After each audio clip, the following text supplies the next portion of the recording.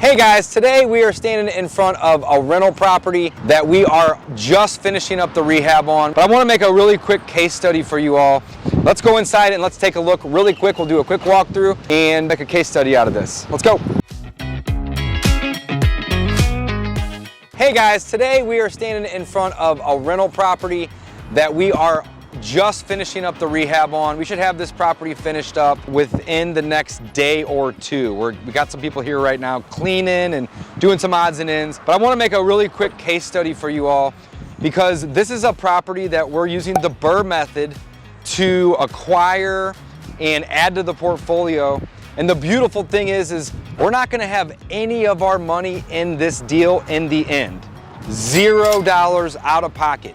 Can you acquire rental properties with no money? The answer is yes. Yes, you can. And if you use the BRRRR method, you don't have to have any money invested if you do it right. So this particular property we purchased for $90,000. We anticipated the rehab to cost $30,000, and right now we're in the rehab for about 25, 26. So we should be all done with this with less money than needed to fulfill the rehab, right? So bought it for 90, borrowed an additional 30,000 for the rehab. So we got a loan from a private lender on this one for $120,000. Now we fully anticipate that this property will appraise somewhere between $155,000 and $165,000. So let's just call it $160,000, and we'll get an 80% loan on this. So 80% of 160 is $128,000. We borrowed 90 plus 30, which is $120,000. So that leaves $8,000 to cover closing costs, utilities, holding costs, and the interest from that loan that we got from our private lender, our investor, right? So the moral of the story is the rehab will be done here in the next day or two. We'll then get it rented, and then we'll take it to a bank and get it appraised and get a loan for 80%, resulting in acquiring this rental property right here with $0 out of pocket. So I get this question all the time. Dave, can you buy rentals with no money in the end or have $0 out of pocket? And the answer is yes, absolutely yes. The main thing is that you have to buy properties at deep discounts. So this property, again, should appraise for around $160,000. And it's you know, whenever we bought it, we knew that it was going to need about 30, but we got it for 90. And that's really what makes this possible. So you got to buy deals and you got to buy properties at deep discounts in order to make this method work and this strategy work with $0 out of pocket. But this is a great case study because we will acquire this property with $0 out of pocket. Let's go inside and let's take a look really quick. We'll do a quick walkthrough and make a case study out of this. Let's go. All right, we're gonna do a walkthrough of the property. It's windy out there. Okay, so all the flooring in here is new. We painted this property here. We did some really interesting things with this one on this side, and we'll get to that. But let's take a look over here on this side of the property. We have a 3-bedroom, 1 bath. And again, we're just doing some last minute cleaning. And on this, you know, on this property, we went in and we did the floors. We painted the walls. I believe we did an HVAC. We didn't mess with the windows on this property. And I think we did a roof on this one. I had to double check. But when we bought this property, it was a 3-bed, 1 bath. And there was an additional room off of the kitchen that used to be a garage.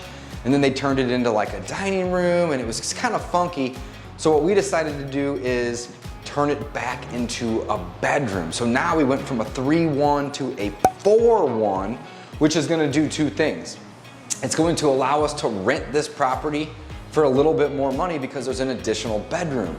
What it's also going to do is it's going to allow us to get a little bit higher appraised value because the value of the property's actually been increased by adding an additional bedroom. So on this side of the house, we have the 3 bedrooms. There's one here, one that we're in, and then another one right here. And we put new doors on the closets as well as the entrance to the bedrooms. We usually always add a ceiling fan. I mean, this is like a $60 or $70 ceiling fan, but by adding light fixtures to the property is going to increase the value. So that's just one of the things that we're typically doing with our rehab. So again, flooring throughout, new doors, new ceiling fans and light fixtures, and thank you. Here is the bathroom. You can see we put down, it looks like we did new flooring in the bathroom, a new vanity, new toilet. The tub was in good shape. I don't know if we actually glazed this or if we didn't necessarily need to, but it's in good shape. And we painted the walls in here as well. Another light fixture up above the vanity. Okay, moving along. So we still have some stuff in the way here, but basically when we bought this house, there was no wall right here. All right, this wall was here and this was open, but there was no wall right here. So you had this goofy little thing here, but then this was all open, and that's the kitchen, which we'll walk into next. But again, this wall wasn't here. So we put this wall up, which allowed us to create that fourth bedroom that I was telling you guys about just a second ago. Luckily for us, this room already had a closet. So to make this a legal bedroom, all we had to do was wall it off, put some doors back up, and then throw a door on the entrance to the room. This window should be okay for a bedroom. In the event that the inspector says, hey, this can't be a bedroom, then that's fine. We won't market it as one, but this is a bedroom. It's good size, has a closet, has a door that locks, and it has a window for egress purposes, you know, which would be used in the event of an emergency or a fire or something along those lines. All right, let's check out the kitchen. So here is the kitchen, and it's a little dirty. We still got to get the cleaners out here, but that should happen in the next 1 or 2 days. And again, this wall was not here. So you have this, you know, dining room area here, and it just extended all the way over to the front of the house.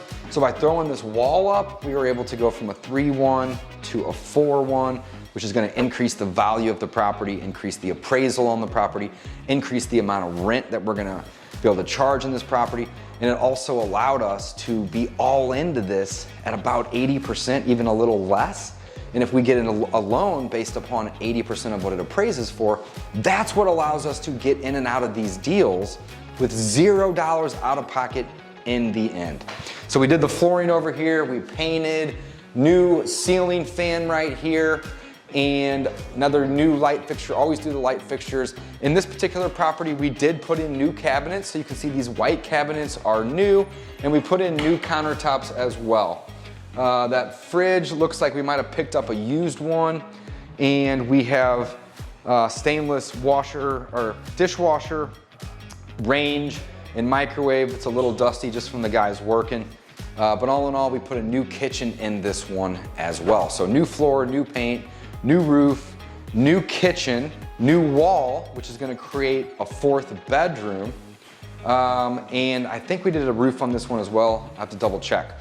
Now, the tile in the kitchen was already here, and we had to replace a couple pieces of it. And you can see the grout is really dirty and it's different colors.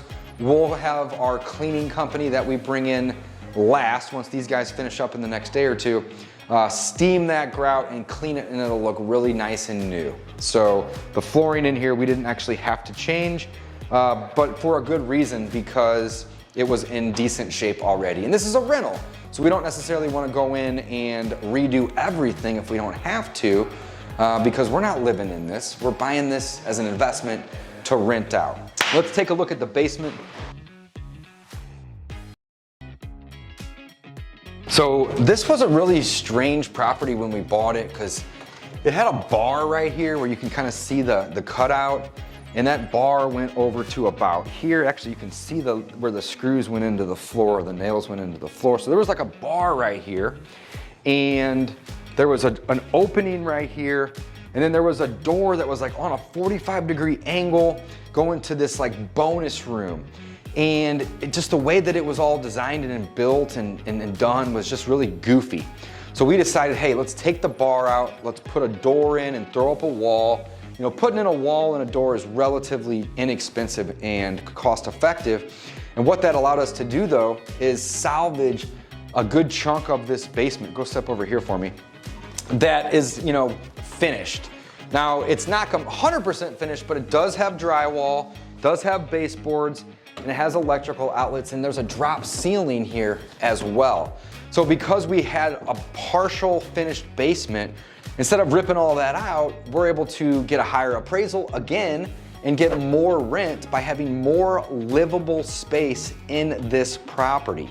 So what we decided to do was just clean it up. So we painted the floors, we painted the walls, we installed the trim. You can see we put a new light in. It's still got the sticker on it right here. We'll have to have the guys clean that up a little bit. But again, now we have an additional bit of living space in this property. Now, if we go through this door, this is the unfinished area. We also painted the floors and painted the walls. It looks good. This property is clean, right? So this will provide the tenants place for storage, or if they want to put an office down here or whatever they want to do, they can do that. But cleaning these properties up goes a long way. So I did mention that we did put in a brand new HVAC, which is right here, and the water heater looks brand new as well. I'm under the impression that the condenser out back was also swapped out when we did the HVAC. That's part of it typically. So again, to recap, guys, we bought this property at a discount, and that is so incredibly important when we are using the BRRRR method, especially when we want to leave no money in the deal, $0 out of pocket in the end. So we found the deal and we bought it at $90,000. We anticipated spending about $30,000 on the rehab, and like I said, I think we're at like 25 or 26 grand right now. So we'll be really close to that number once we pay the last bit of guys and get the property cleaned. So we ended up borrowing 120. 90 plus 30 equals 120,000. We fully anticipate this property to appraise after we get it rented. That'll be the next step. Next, we'll get it appraised, and it should appraise for about 160. And 80% of 160 is 128,000. Well, we owe our lender 120,000 plus the interest. Plus we'll have utilities for a couple months. Plus we'll have the closing costs on the front end, and we'll have closing costs when it comes to getting it appraised and refinancing. But all of those fees, including the short-term interest to our private lender, should not be more than $8,000. And if we get the property appraised for 160 and get an 80% loan, that means they're gonna lend us 128,000. So we'll be all into this property for $0 out of pocket. Not $1, not one nickel of our money will be in this deal in the end. And that's what makes the BRRRR method such an amazing strategy, because you can acquire rental properties if you use the strategy the right way and have none of your own money in these deals in the end. It's a phenomenal strategy. I love doing the BRRRR method, and I love helping other people learn how to do this and teach and coach them along the way. If you guys want to book a call with my team and learn more about the program, BRRRR Method Mastery, head on over to wholesalinginc.com/rentals. Again, that's wholesalinginc.com/rentals. And you can book a call with my team and learn more about this program. And I would love to work with you personally.